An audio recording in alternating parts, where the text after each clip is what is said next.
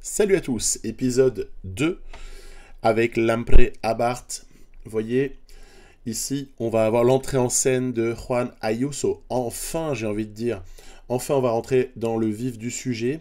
Après vous avoir proposé de la planification, mais aussi quelques petites courses de rentrée du côté de Down Under et du côté de Valence. Eh bien, ici, ce que je vais vous proposer, c'est le mois de février. On va déjà assister à l'entrée en scène, donc je le disais, du futur géant, je l'espère, espagnol. On fera un tour en Provence, en Espagne, au Portugal un petit peu, et puis on terminera l'épisode avec le Het Nieuwsblad. Allez, j'y vais. Nous sommes le 9 février. Juan Ayuso démarre sa saison, et il la démarre sur une course d'un jour, une classique, la Muscat Classique. Oui, oui, on est donc dans la péninsule arabique, précisément au nord-est, tout à fait. Hein. On n'est pas loin du Tour d'Oman qu'on va pouvoir disputer juste après. On a demandé à Harold Tejada de venir pour accompagner Juan Ayuso ici, et d'ailleurs aussi sur le Tour d'Oman, avec une équipe autour qui est relativement jeune, et qui pourra comme ça nous permettre de découvrir certains coureurs que j'ai pas encore montrés puisqu'ils n'étaient pas chez nous. Le petit Benito, mais d'autres aussi qu'on a déjà vus comme Gazzoli, Garofoli, et puis voilà, c'est comme ça qu'on a des petites choses à découvrir comme ça en ce début de saison. Privitera aussi, c'est le petit jeune italien que j'ai été chercher. Vous pouvez apercevoir le joli maillot de champion d'Espagne de Juan Ayuso. Bah oui, on le voit bien. Hein. Alors là, c'est sûr que... Alors, le seul bémol, c'est que je trouve que ça jure un peu avec le rose. Voilà. C'est la seule remarque. Rose et rouge, c'est pas top. Mais à part ça, il est somptueux. Puis en plus, comme notre vélo est rose, voilà, bref. Ok, donc il y a une course quand même. Hein. Et dans cette course, eh bien, il y a, vous voyez, 2 tours finaux pour arriver sur la ligne d'arrivée. Ici, on est dans finalement la réplique de ce qui sera la dernière difficulté du jour, vous allez voir, avec franchissement de la ligne d'arrivée à l'issue de cette petite descente. Voilà, ce sera ici. Puis après, voilà, ce que je me suis dit, c'est qu'il fallait quand même essayer de travailler. On a eu de la chance de ne pas avoir besoin de trop travailler pendant la journée. Et ensuite, par contre, voilà, on va s'y filer. On va demander à ceux qui ne sont pas cramés, c'est-à-dire qu'il en reste plus que 3, de s'y mettre. Bon, essentiellement, c'est Tejada qui va devoir travailler très fort dans la dernière difficulté. Il sera protégé par Garofoli. Et puis, on va demander à Ayuso de remonter. Il va aller dans la roue de Tejada. Et puis, tout va se jouer à la pédale sur cette difficulté. Algisa, c'est parti.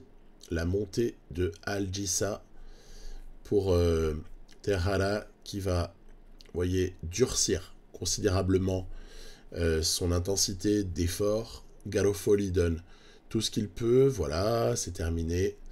Et ensuite, à Tejada d'augmenter l'intensité, 92 ici, pour durer le plus longtemps possible. Il peut même jouer sur sa barre jaune, hein, s'il le faut. Et puis en fait, voilà, dès que Tejada n'en pourra plus, allez, attaque de Ayuso, ici, très très proche du sommet. Il fait immédiatement une différence avec ses poursuivants immédiats. Il va basculer en tête sur cette descente et ce sera une première victoire de la saison qui va nous tendre les bras. On n'a même pas sprinté, vous voyez. J'ai pas souhaité sprinter. De Preto qui fait 2e, Wellens 3, etc., etc. On apercevra Gross Schartner ou Fischer Black qui sont dans le top 10. Tejada aura fait du super boulot et là, je suis assez content en fait de pouvoir offrir la victoire à Ayuso dès son premier jour de course. Le moment décisif aura été cette jolie attaque. Voilà. Et ben j'espère que je vous en proposerai plein d'autres pendant la saison, des attaques comme celle-ci, c'est l'objectif. Pendant ce temps-là, et en attendant de voir si Ayuso pourra être le roi du désert de février 2025, eh bien, le Tour de Provence, c'est une épreuve vraiment intéressante. C'est dommage ce qui s'est passé l'an passé, souvenez-vous. J'en vois une équipe relativement forte, avec Bettiol, avec Battistella, avec Fortunato. En fait, ils sont tous bons, tous les mecs qui sont dans cette équipe-là, que ce soit Kesbol aussi, Ballerini, Velasco, Scaroni. Très belle équipe ici, qui a besoin de prendre des jours de course, qui a besoin de monter en puissance avant les échéances de fin février, début mars déjà, jusqu'à la mi-mars environ. Et ça commence par un petit prologue. Alors, sur le prologue, on est pas forcément à notre désavantage avec cette équipe-là. Velasco et Scaroni ont fait de bons temps, même Bol. Bon, après, Fortunato, on sait que c'est pas sa partie. Puis Battistella va faire un gros CLM.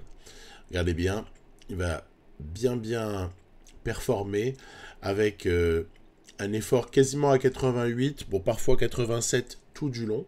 Le prologue en question dure 5,8 km. Donc, en tenant compte de certains petits virages pendant lesquels le coureur ne consomme pas, j'ai essayé d'optimiser et on prend le meilleur temps provisoire. Ça fait très plaisir d'avoir le meilleur temps pour Battistella. Malheureusement, ça ne durera pas parce que Dorian Godon et Benjamin Thomas feront mieux, mais ça reste quand même une belle perf. Battistella se positionne au moment où on a le dernier de nos coureurs à partir, qui est Alberto Bettiol, qui ne fera pas mieux que Battistella, lequel a au moins a bien pris place dans le, on va dire, le quatuor, et même un peu plus, en vue de la victoire finale peut-être sur ce Tour de Provence. En tout cas, c'est un peu ce que j'ai en tête, et je vous avoue aussi que même Fortunato avec sa minute de retard, j'ai pas peur. Je sais que peut-être dans la montagne de Lure, ça va le faire. Donc cela peut-être, mais à condition de bien gérer l'étape 2. Elle est très intéressante, l'étape 2. Il y a des zones de vent et il faut faire très attention. Vous allez voir qu'on va se faire bousculer dans cette étape. Alors, je remonte un petit peu pour ne pas non plus tendre la joue pour me faire prendre par des cassures. Faut pas rigoler non plus. La zone de vent va faire en sorte que le vent va monter à 45 km/h avec c'est un peu du 3/4 gauche, 3/4 droit. Là, il est de face. En tout cas, ça dépend évidemment des virages qu'on a eu, mais grosso modo, c'est un vent qui ne pousse pas. Voilà. Et qui va faire, vous allez voir, quelques dégâts. Et surtout dans la troisième zone de vent. C'est là qu'il va y avoir le plus de dégâts qui vont se faire. Et puis ça va même nous impacter. Regardez bien, ici je suis un peu sur la corde raide. Et puis en fait, qu'est-ce qui se passe? Battistella va rester un petit peu à subir les choses pour finalement avoir toutes les peines du monde avec Fortunato dans la roue, à s'accrocher à ce groupe-là qui comprend Doubé et Godon, qui est emmené notamment par Segart, gros rouleur. Et puis en fait, le groupe de derrière, troisième groupe, on dira, en fait, j'essaie de me battre pour que Ballerini soit ramené. Kesbol fait tous les efforts possibles, protégé par Scaroni. Finalement, je dois me résoudre à faire rouler Alberto Bettiol. Pourquoi est-ce que je dis m'y résoudre? C'est parce que il avait de nouveau un problème de santé avant cette étape 2. Alors, on se souvient que sur... je crois que c'était sur Down Under, non?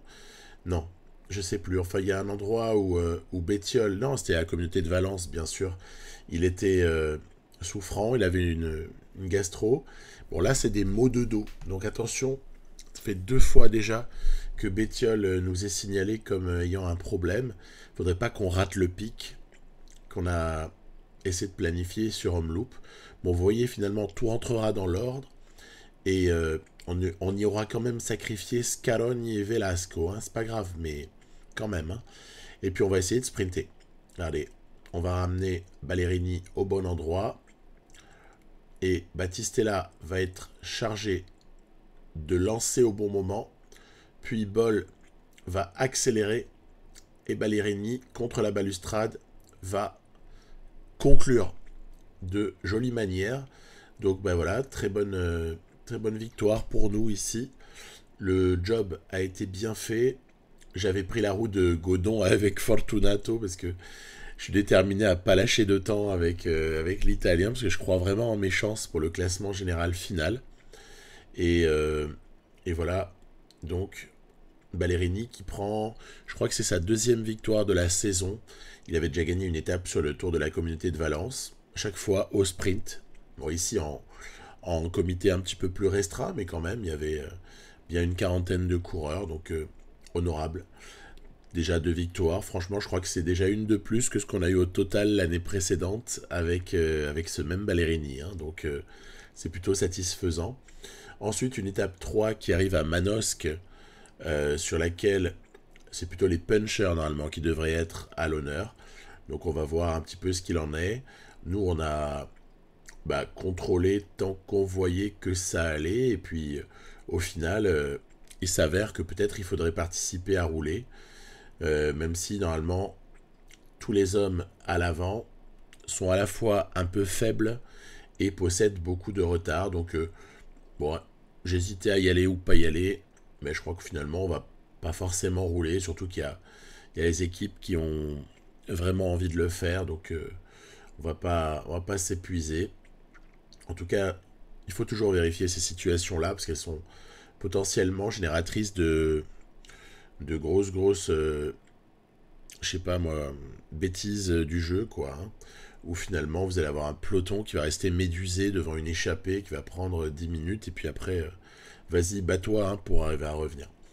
Donc, nous, on se positionne ici, et on a une petite idée derrière la tête, hein, forcément, avec, Caseball qui est un peu sacrifié, normal, il est en mauvaise forme du jour, il a déjà gagné cette saison, tout va bien. Et en revanche, Bettiol que je vais relever aussi, parce que je me méfie beaucoup de la blessure au dos, et donc jouer peut-être plutôt le sprint et le placement avec tous les autres. Placement pour Battistella et Fortunato, et puis le sprint joué par Velasco, Scaroni surtout, et Ballerini. Donc on va essayer en tout cas de faire les choses comme cela, sauf s'il nous manque un homme, auquel cas on demandera à Battistella de sprinter. Allez, on rentre dans le final. Très bon travail de Scaroni. J'ai relevé Velasco. Sprint lancé par Battistella. Maintenant, à Davide Ballerini de faire l'effort. Allez, allez mon grand. Non, on va être battu. On va être battu aujourd'hui par plus fort que nous. C'est Jesper De Beust. C'est une bonne connaissance à nous, n'est-ce pas? J'en profite pour dire que non, je n'ai pas abandonné la partie avec l'Auto Destiny. C'est juste qu'elle est en stand-by. Voilà. Et donc, Jesper De Beust qui vient ici s'imposer de très jolie manière sur une étape dont le profil pouvait vraiment lui correspondre à lui, qui est un sprinter peut-être de deuxième zone, mais par contre capable de bien suivre dès que c'est vallonné et de s'imposer comme ça. Donc très très bien, fait plaisir.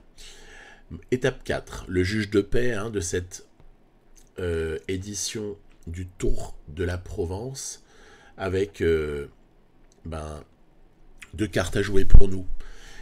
Vous voyez que Bettiol est toujours pas remis, hein, de sa blessure, c'est important à signaler, parce que ça veut dire que je vais pas pouvoir l'utiliser à 100% comme j'aurais voulu le faire. Et donc je vais protéger 2 hommes, hein, et malheureusement je vais aussi être obligé de surveiller l'écart avec l'échappée, ce dont je parlais aussi sur l'étape précédente, sauf que cette fois-ci il va peut-être falloir agir, et donc je vais être obligé de faire rouler. Voilà, il va y avoir des hommes qui vont être obligés de rouler, et pourquoi? Parce qu'à l'avant il y a Giovanni Aleotti, donc on le connaît, hein, Aleotti. Même si là, c'est rigolo, il est à la Caja Rural. Et c'est le seul homme vraiment dangereux, non pas au classement général, mais pour la victoire d'étape. Donc on va rouler. Voilà, Scaroni, Velasco et Bettiol vont rouler parce qu'il faut absolument réduire cet écart. Si on tombe en dessous des... Je crois que c'est... Si on tombe en dessous des 5 minutes environ, à ce moment-là, Battistella n'est pas inquiété au général par les hommes de l'avant. Mais il faut absolument quand même faire tomber cet écart et on va voir que nous, on va s'y employer. Après, voilà, dès que ça descend ici, je repose un petit peu le trio Bettiol, Velasco, Scaroni et puis je demande à Boll et Ballerini de faire un dernier effort avant ensuite d'attaquer une petite difficulté qui est une espèce de contrefort de la montagne de Lure. Et puis c'est ainsi qu'on va, comme ça ensuite, pouvoir s'organiser. Vous voyez, l'écart a bien baissé hein, avec l'avant, donc pas de problème, même si la victoire d'étape est pour un homme de l'échappée, ça ne posera pas le moindre souci à nous, du moment qu'on arrive à rester placé. Donc, qui faut-il surveiller? Eh bien, Godon, éventuellement Grégard, attention, à quelqu'un qui viendrait de l'arrière au niveau du général. Bon, Thomas, après, il n'y a pas non plus un suspense immense en termes de résistance de quelqu'un comme Dorian Godon, par exemple. Hein. Donc, il suffit vraiment pour Battistella d'arriver, on va dire, avec les autres, ou bien un peu avant eux même, hein, sait-on jamais, pour pouvoir gagner ce Tour de la Provence. Et on va s'y employer, on va essayer en fait de contrôler les choses, hein, avec voilà, Scaroni qui a tout donné. Derrière, Battistella aussi n'en peut plus. Je vais faire sprinter Fortunato, sait-on jamais. Allez, il y aurait peut-être moyen de revenir. Non, regardez, le jeu se ralentit, ça veut dire que, eh oui, Giovanni Aleotti a franchi, mais la bonne nouvelle du jour, c'est que Fortunato fait 5, mais surtout, Battistella, 7ème, maintient l'écart et même le creuse avec les coureurs qui étaient devant lui et même aussi derrière lui. Donc c'est parfait. Ça signifie que ce Tour de la Provence va être remporté et puis ça nous fera un peu des thunes parce que j'ai encore des autres besoins de dépenses là, donc ça m'arrange pas mal d'arriver à glaner quelque argent. Voilà, donc c'était une petite sucrerie en passant, Tour de la Provence. Allez, on continue, il y a d'autres petites choses à regarder, toujours au mois de février, hein, bien sûr. Pendant ce temps, toujours, quelques-uns font leur rentrée. C'est leur première course de la saison. J'ai nommé ici forcément Casper Asgreen, IDS Railing, non, lui par contre, on l'a déjà vu, mais également Alexei Lutsenko, bien sûr. Donc, on a comme ça une reprise en douceur du côté de la Figueira Champions Classic. Une classique donc plutôt vallonnée qui va se jouer comme ça donc au Portugal et pour laquelle on n'a pas réellement une adversité très très folle quoi. Hein. Donc je me suis dit qu'avec la forme du jour, fait du hasard, assez exceptionnel pour Lutsenko, à ce stade de sa préparation, il fallait jouer pour lui hein, probablement, ou sinon peut-être jouer pour Casper Asgreen. En tout cas, je veux jouer pour mes leaders. Un petit maillot de plus, regardez, maillot distinctif, c'est le champion d'Érythrée, c'est Mouloubran. Donc voilà, on a de nouveau un petit maillot à montrer. Qu'est-ce qu'il nous reste encore? Il y a celui du Kazakhstan que je ne vous ai pas montré. Ce sera Fedorov qu'on verra un petit peu plus tard. Alors, donc, Sreling, Vinokourov, Charmig. Voilà, j'utilise tout le monde, moi, en ce début de saison. J'ai envie qu'on puisse un petit peu se faire plaisir. Ce qui va se passer, c'est qu'en fait, il y a une échappée, là encore, hein, c'est récurrent, hein, mais il faut les surveiller. Une échappée, est-ce qu'on doit la prendre au sérieux ou pas?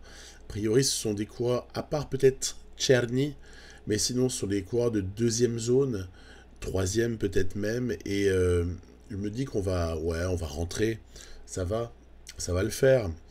Eh bien, regardez, ça va pas être si évident que cela. Donc moi, je sens venir le coup, je me méfie un petit peu, je me prépare ensuite à rouler très très fort, peut-être pas tout de suite, tant qu'il y a des équipiers de gens qui s'estiment favoris, qui roulent, mais sinon, juste après, on va pouvoir s'impliquer davantage. On n'est même pas encore dans les 30 derniers kilomètres, hein, donc voilà. on attend d'y être pour ensuite se repositionner. Il y aura la ligne d'arrivée ici dans un tour de circuit. Il y a 3 tours de circuit dans le final de cette classique. Et puis, bah ouais, évidemment, on va avancer avec Harold Martin Lopez, à qui on demande de rouler. Mloubran a beaucoup été utilisé aujourd'hui en protection, comme Vinokourov fils, par exemple. Et on va, comme ça, arriver à... On va participer à éliminer pas mal de monde. On va participer aussi à revenir à une distance de plus en plus raisonnable de l'échappée, mais rien n'est fait. Hein. Il y a encore 45 secondes à récupérer. Regardez, c'est pas facile de les récupérer du tout. Alors je vais y avoir aucune autre opportunité que rouler très fort. On a vu Charmig, on voit ici ID Sreling. Et puis après, en fait, je vais même pas jouer pour Lutsenko. Je vais pas pouvoir le faire. Je vais devoir jouer peut-être pour Asgreen au sprint. Je sais, c'est pas Mario Cipollini, hein, Asgreen, mais il peut quand même arriver à sprinter, surtout avec encore un restant de barre. Allez, c'est parti. Sprint de Kasper Asgreen, qui va peut-être l'emporter. Aïe aïe aïe, pour sa course de rentrée, il est battu. Il est battu par Isidore Noah, le jeune français, produit de la Decathlon AG2R Team Développement, et qui en fait ici est chez Tudor. Voilà, donc ça veut dire qu'il a signé sur le mercato précédent, il a signé chez Tudor, et déjà il démarre bien l'année avec une très très belle victoire. Dommage pour nous. On a donc forcément une envie de revanche le lendemain sur la Classica de Almería. Et en plus, c'est l'occasion de voir pour la première fois Lascano et Aranburu. Voilà, donc c'est quand même 2 forces assez importantes de l'équipe en cette saison 2025. Alors ok, le profil n'est pas réellement pour eux. J'ai fait exprès d'emmener Max Canter, bien évidemment. Hein. Il fallait absolument avoir un sprinter. Et puis voilà, je vous montre ce que j'avais dit tout à l'heure, à savoir le maillot de champion du Kazakhstan. Il est porté donc cette saison, en tout cas jusqu'au mois de juin, par Fedorov. On s'était imposé, on va dire, collectivement l'année précédente au championnat national du Kazakhstan. Et c'est Fedorov qui avait tiré les marrons du feu. C'était bien mérité pour sa belle saison. Et puis après, voilà, dans cette course, on a quand même la présence de quelques coureurs de renom, comme Sam Welsford, on pense au sprint, ou même Wout van Aert, qui est drôlement dangereux et qui fait sacrément peur. Mais bon, ce n'est qu'une course de rentrée pour lui. Je ne sais pas si la Visma Lease Bike va rouler pour lui ou si elle va rouler pour quelqu'un d'autre. En tout cas, nous, on s'organise. Vous voyez, je suis dans un effort à 88 juste pour maintenir la position avec Fedorov. Et puis, on a notre petit train qui a été constitué. Donc, à présent, je vais demander à Fedorov de se porter un petit peu à l'avant. En tout cas, de prendre des relais. On a Lascano qui est calé dans la roue. Il est prêt. Je bois un peu les gels de manière, on va dire, échelonnée, quoi, afin de peut-être pouvoir geler les barres, ou en tout cas moins les consommer au moment adéquat, c'est-à-dire au moment où chacun produira son effort maximal. Et puis là, une fois que Fedorov a donné tout ce qu'il avait, ou presque, parce que je ne veux pas vider la barre, j'ai pas envie de le fusiller, on est qu'en février, hein, n'oublions pas ça. C'est à Lascano maintenant de prendre le relais et d'emmener le plus vite possible. Vous voyez, curseur 92, ça aide d'avoir des bons rouleurs, des mecs solides. C'est quand même pas la même histoire. Ici, je vois qu'on est en train de se faire limite enfermer, donc j'accélère un petit peu. Je passe à 95 et maintenant on va demander à Aranburu de lancer, vous voyez, à 2,4 km, c'était environ.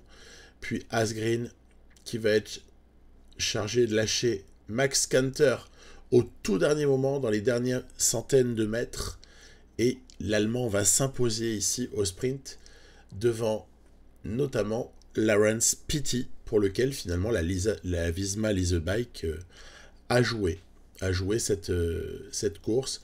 Donc une victoire très satisfaisante ici. C'est bien.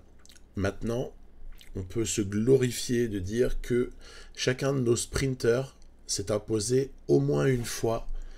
Et c'est déjà une belle satisfaction. Et côté course d'un jour, je vais boucler cette séquence avec la classique de Haen. Donc là, si vous voulez, si on aime le cyclisme, et puis si on aime PCM avec les jolis profils bien difficiles, sur lesquels on peut attendre que la victoire d'un costaud, il faut jouer cette course. C'est obligatoire. Donc voilà, je crois pas vous l'avoir beaucoup proposé. Le vainqueur en 2024, c'était Lascano IRL. Et puis l'année dernière, je n'avais pas emmené Astana sur cette course. J'avais beaucoup simulé au début d'année. Et puis là, par contre, on vient tel une espèce de Wolfpack version 2.0. Puisque quand même, excusez du peu, quand on a dans la même équipe Asgreen, Lutsenko, Aranburu et Lascano, pour ne citer que ces quatre-là, on a forcément des ambitions. C'est le moins qu'on puisse dire. Voilà. Donc, ce qui va se passer, c'est que, vous voyez, après un premier gros tiers de course, il y a quelques coureurs, dont le Movistar Canal, dont il faut se méfier, qui va sortir. Il va sortir Canal, d'autres étaient déjà partis avant. En fait, il a repris l'échappée. D'autres ont tenté leur chance, mais n'ont pas réussi à reprendre l'échappée. Canal a su reprendre l'échappée. Je vois donc un intérêt à surveiller avec vigilance extrême la poursuite de cette échappée. Heureusement, Ineos Grenadier s'en occupe. Donc, tant que je vois qu'il roule bien, il n'y a pas de problème. Seulement, il va se passer un truc, c'est que, vous voyez, il y a encore 2 Movistar qui sortent à ce moment-là, notamment Serrano, et je vois que l'intensité est moindre au niveau de la poursuite.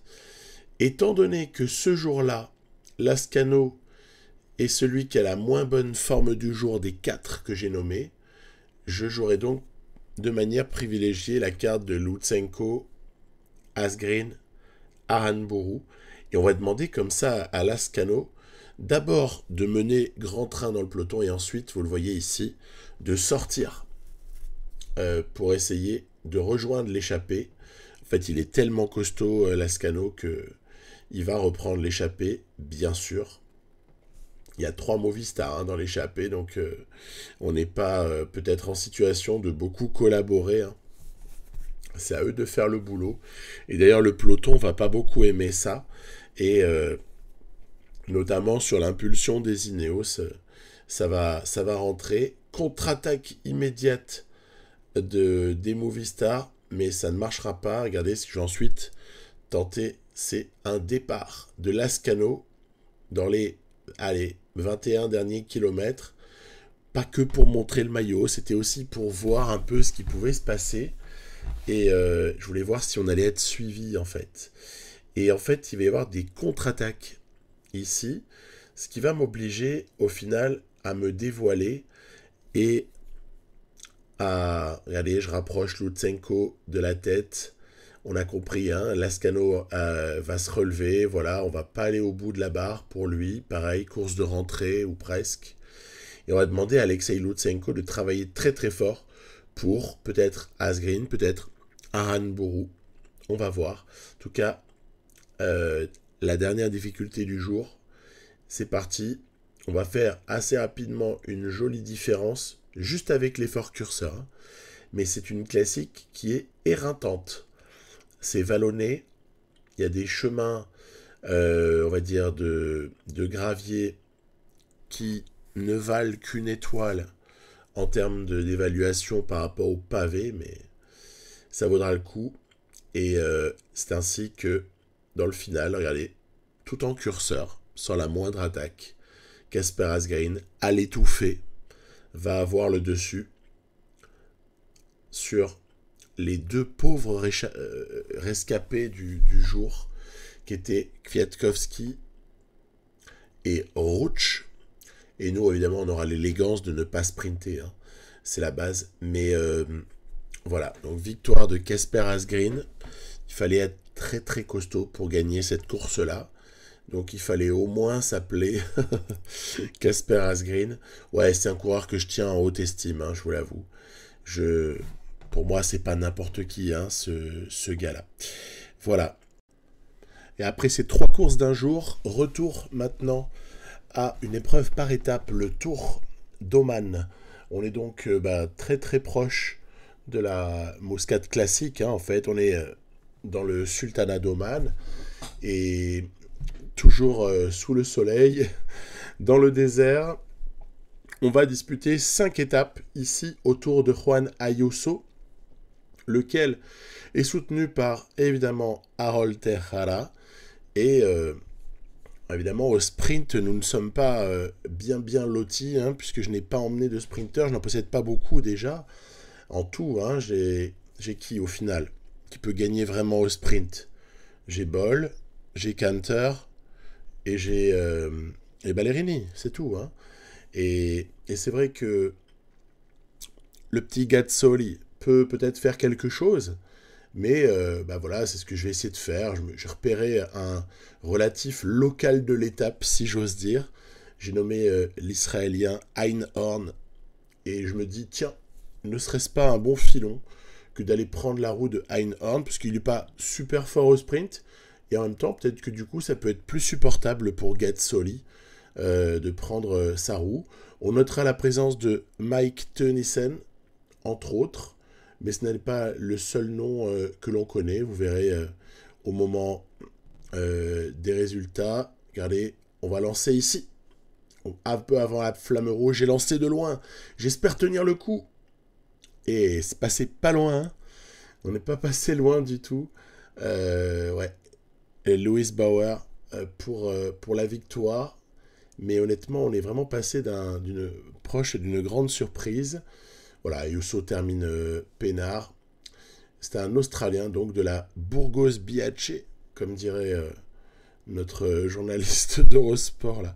J'ai jamais compris pourquoi on disait Biache, mais bon, ouais, si vous voulez, quoi. Bref, il porte donc le premier maillot de leader de ce Tour d'Oman. Dans la foulée, petite étape déjà là que j'ai coché, celle-là.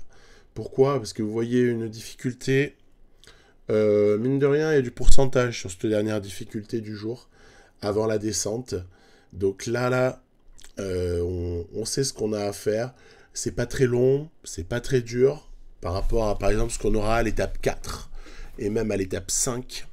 Mais c'est quand même intéressant. Donc, on va essayer d'en profiter pour se positionner au général. Il est hors de question de quitter le Tour d'Oman avec autre chose qu'une victoire au général, hein, ça va sans dire. Les rivaux, le bruit que vous avez entendu, c'était un moustique. Les rivaux principaux pour le général se nomment McNulty ou... vous voyez, voilà, c'est un peu dans ce genre-là. Il y a Schachmann. On est sorti sans trop d'encombre hein, dans le final et on s'imposera comme ça dans la descente. Ça ressemble un peu à la victoire sur la Muscat classique et on la prend bien volontiers. Il va falloir reprendre toutes ces situations-là. Je veux qu'on soit assez clinique avec Ayuso et que les victoires soient nombreuses. Je tiens à bichonner son moral. C'est rare en fait que j'ai dans mes équipes et que je vous propose en vidéo, parce que je joue pas en dehors. Hein. Vous doutez bien que j'ai pas beaucoup le temps. Déjà que là, ça avance pas au rythme où je voudrais, hein, donc c'est pour dire. Je n'ai jamais eu la chance d'avoir un coureur de la qualité d'Ayuso depuis de très très nombreuses années hein, sur PCM. Si je fais un peu le tour de la question avec Intermarché ou Anti-Gobert, j'ai envie de dire au niveau des grimpeurs, lol. Même Groupama FDJ, j'avais personne qui était du niveau de Ayuso. Astana, cela va sans dire. Il faut vraiment remonter très très loin en arrière pour que j'ai quelqu'un du calibre de Ayuso. Je me demande même si j'en ai eu un jour. Voilà, donc ça va jusque-là. Et c'est vrai que du coup, je découvre des sensations de jeu que vous êtes sûrement nombreux à avoir, mais que moi, j'ai jamais eu, ou alors que j'ai jamais eu depuis très très longtemps. Et c'est la sensation d'avoir un type qui est capable de dominer. Et alors, ok, ici, le plateau est peu relevé, mais j'ose espérer qu'en fait, ça va être un petit peu la même chose dans d'autres situations, et notamment mes petits objectifs de saison. Ce serait dans l'idéal assez souhaitable d'aller quand même remporter le Giro, hein, je vous l'avoue. Après, si on fait que top 3 sur le Tour de France, c'est pas très grave, parce que ce sera à mon avis très très relevé, ce sera très difficile, et on peut pas réellement vouloir s'imposer là-bas. Ici, sur l'étape qu'on a à l'écran, l'étape 3, on va avoir la victoire comme ça d'un outsider, voire même d'un type que pas grand monde attendait. C'est un Mongol.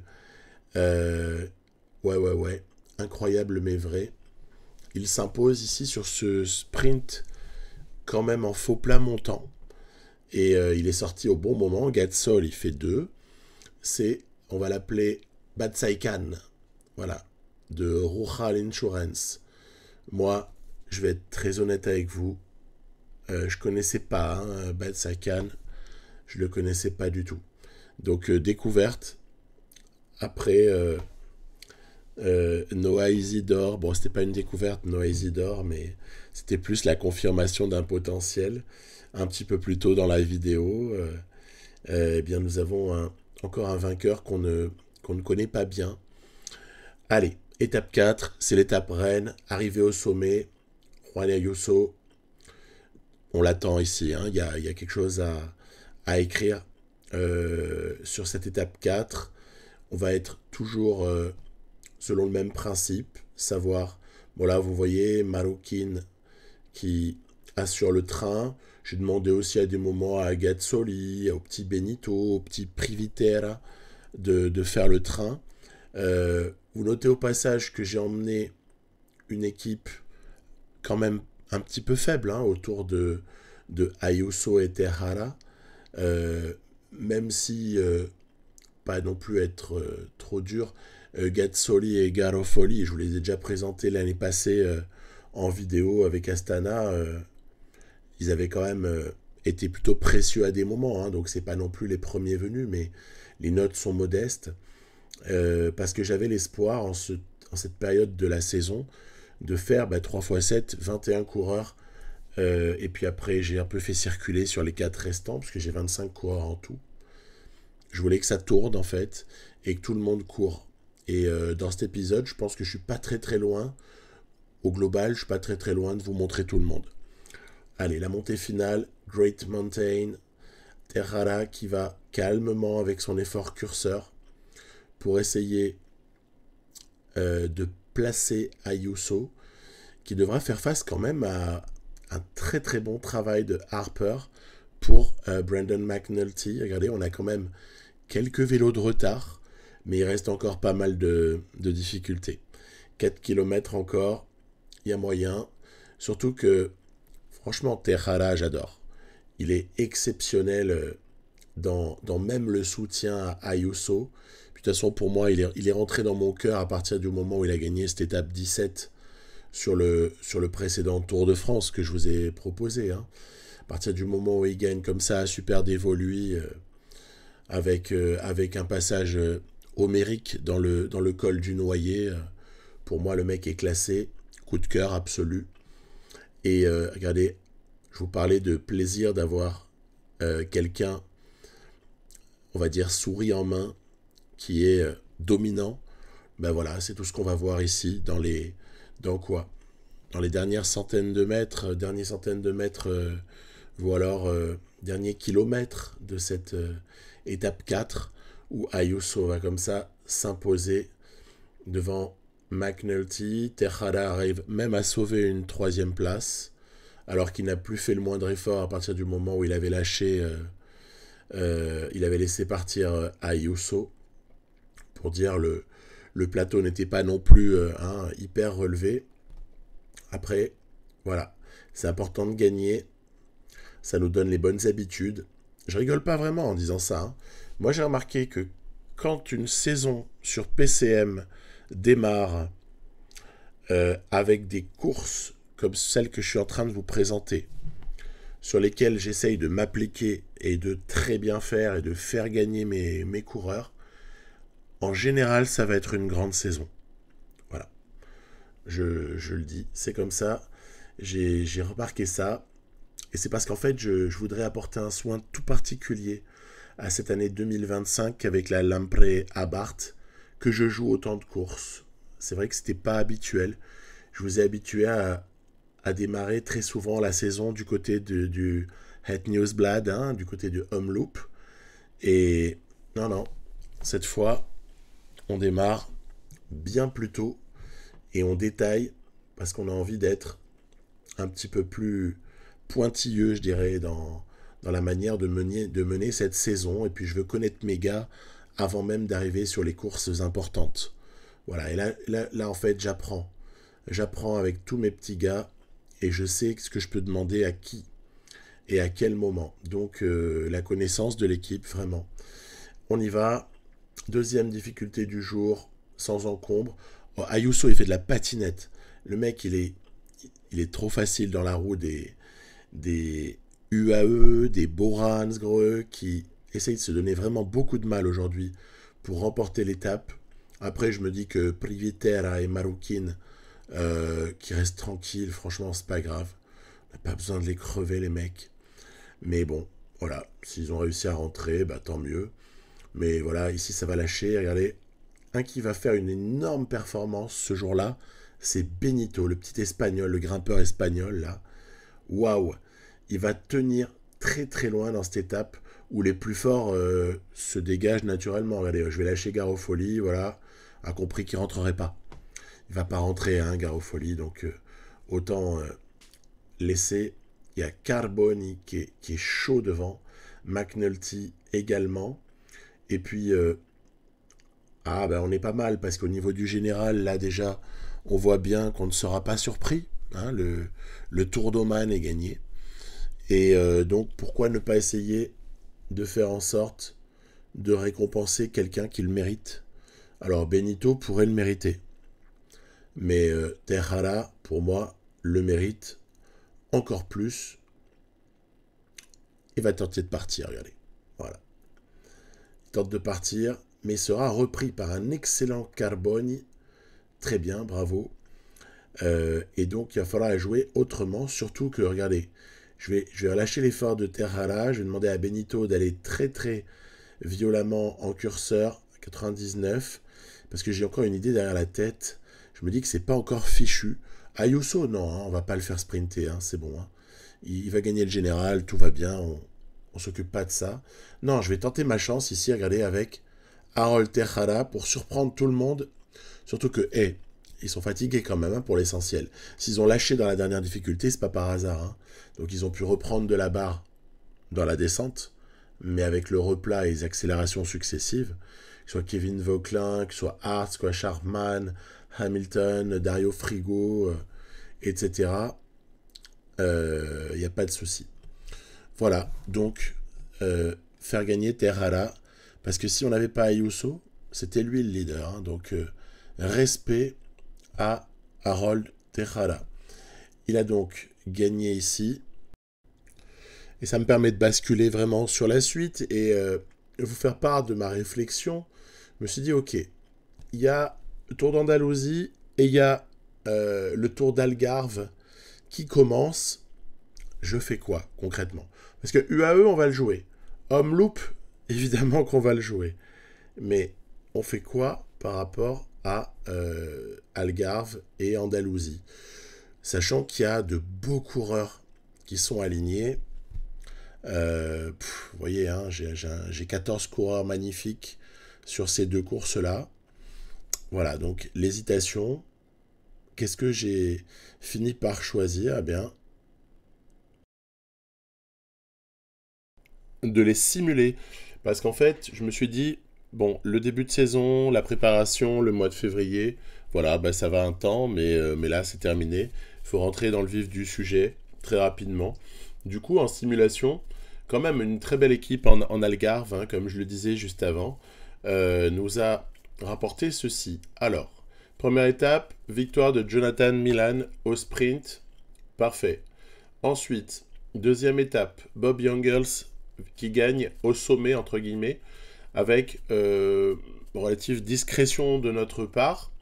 Étape 3, toujours un sprint pour Jonathan Milan, on n'est pas surpris. Étape 4, gagné, ça m'a surpris, par Lutsenko au sommet.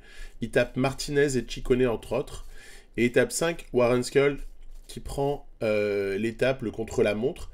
Et du coup, à l'arrivée, à ma grande surprise, Lutsenko a gagné le Tour d'Algarve. Bon, ça c'était d'un côté. Ensuite, en Andalousie, il y avait Pogacar qui était présent, hein. Je tiens à le préciser, c'est pas anodin non plus quand il y a Poggi. Bettiol va sans problème se remettre de sa blessure, c'était des maux de dos. Et ce qui va se passer, la chose suivante. Almeida s'impose sur la première étape avec quand même une belle présence de Samuele Battistella. Deuxième étape, Pogacar s'impose, assez logiquement dirons-nous, mais quand même, belle résistance encore de Battistella. Derrière, victoire de Simon Deher au sprint. Jean Almeida qui prend l'étape 4. Décidément, UAE quand même se régale sur ce tour. Et l'étape 5 prise par Poggi sur le contre-la-montre. Ce qui va nous donner au général final Battistella 3e, c'est très honorable. Et Almeida qui s'impose en Andalousie. Voilà. Donc au moins, c'est allé vite. Mais ça montre quand même que les gens sont là et les gens sont prêts. Le Tour UAE, je vous le proposerai à l'épisode prochain. J'ai préféré clore celui-ci avec le Headfolk, le Omloop, Newsblad. Et bah oui, parce que c'est quand même une classique qui pour moi marque quasiment le début de saison officiel. Donc jusque-là, c'était un peu officieux. Et puis là, on va aligner notre équipe qui sera la plus souvent celle-ci pour être sur les classiques. Vous voyez qu'on a touché nos pics de forme au passage. Très content de ma planif. Ça a fonctionné. On a touché nos pics. On a du plus 3 prévisionnel qu'on n'aura pas pour tout le monde, bien sûr. Hein. Allez, Bettiol 2, Bol 3, bon, peu importe. Ballerini 3, c'est important. Mais pas tout le monde a chopé son bonus. On s'en fiche complètement. Je vous propose ici un Omloop revu et corrigé par mon cher fabricant de variants. C'est fait maison. C'est lui qui s'en est occupé. C'est ses mathématiques. Le même que pour le Tour de France que je vous présenterai plus tard dans cette carrière. C'est dès le mois de juillet. Que s'est-il passé? Il a rajouté plein de difficultés pour que la course soit encore un petit peu plus sélective. Ce que j'ai trouvé être une super idée. Donc je l'avais encouragé à ça. Merci infiniment. Du coup, ça nous propose un variant sympathique. Regardez, il y a même le Paterberg très très tôt dans la course, à moins de 100 bornes de l'arrivée. Un petit peu comme on peut trouver le vieux Quarmont, le mur, pardon, au Tour des Flandres à 100 bornes de l'arrivée. Bon, sauf que là, mine de rien, ça va permettre de faire se décanter un petit peu les choses. Et moi, dans la foulée, derrière ce Paterberg qui aura été assez sélectif, eh bien, je vais demander à Lascano, qui est peut-être doté d'une moindre forme du jour aujourd'hui, de rouler très très fort. En effet, notre équipe est assez homogène, et entre Lascano, Bettiol, Asgreen, voire même, qui sait, sur un malentendu, Battistella ou Ballerini, en vérité, on a pas mal de coureurs qui sont en capacité, le bonjour.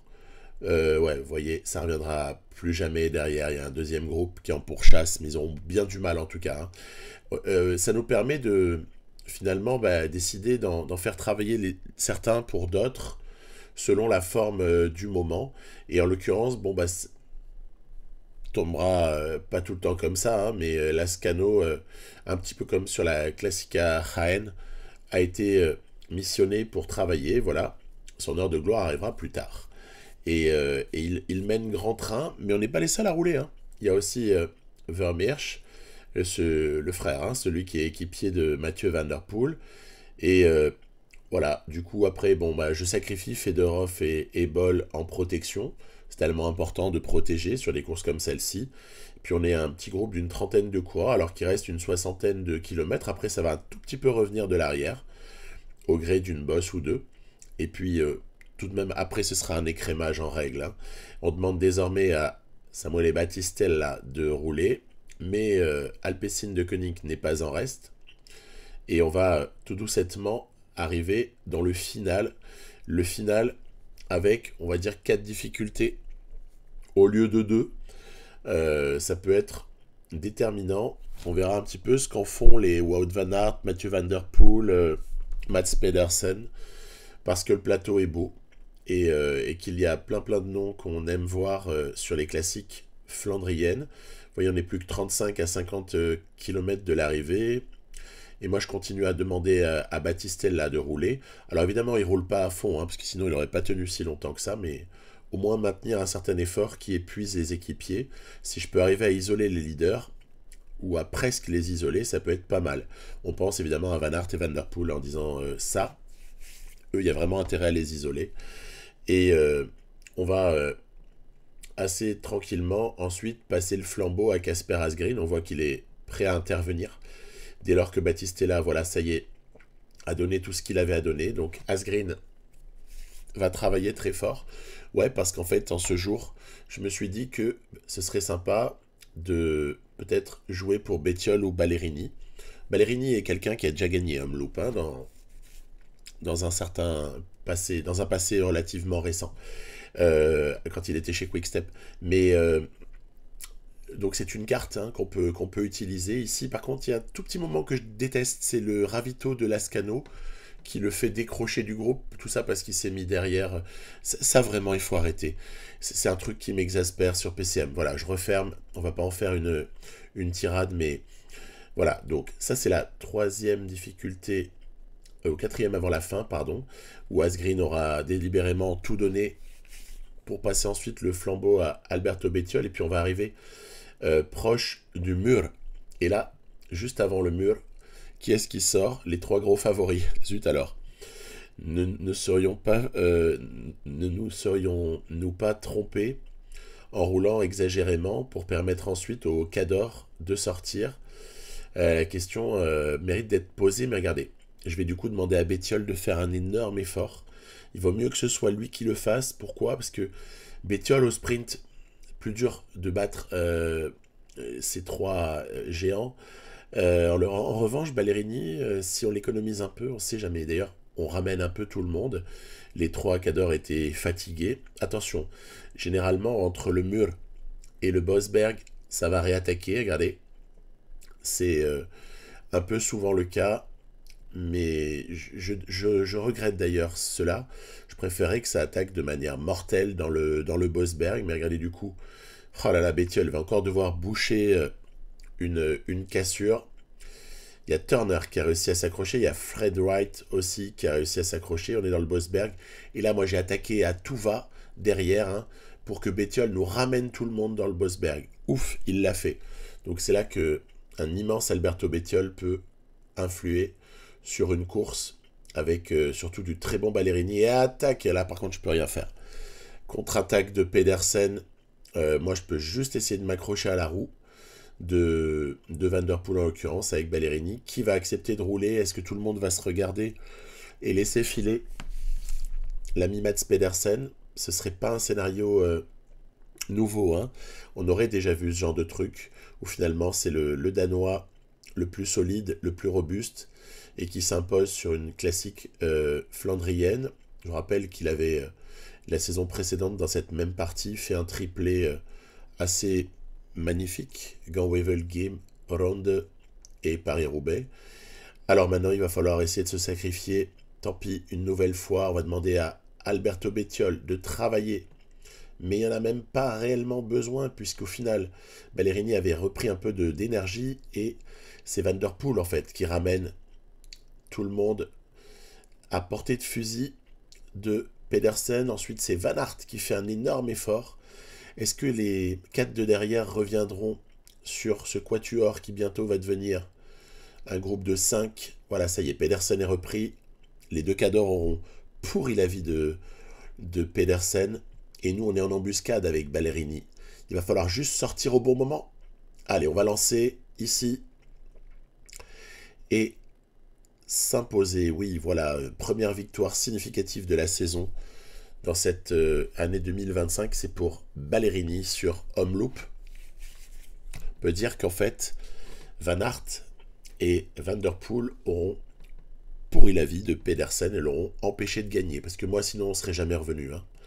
On serait jamais revenu et on a profité quelque part de la rivalité entre principaux favoris pour planter la petite banderille qui fait mal juste avant l'arrivée. Alors, que dire eh bien,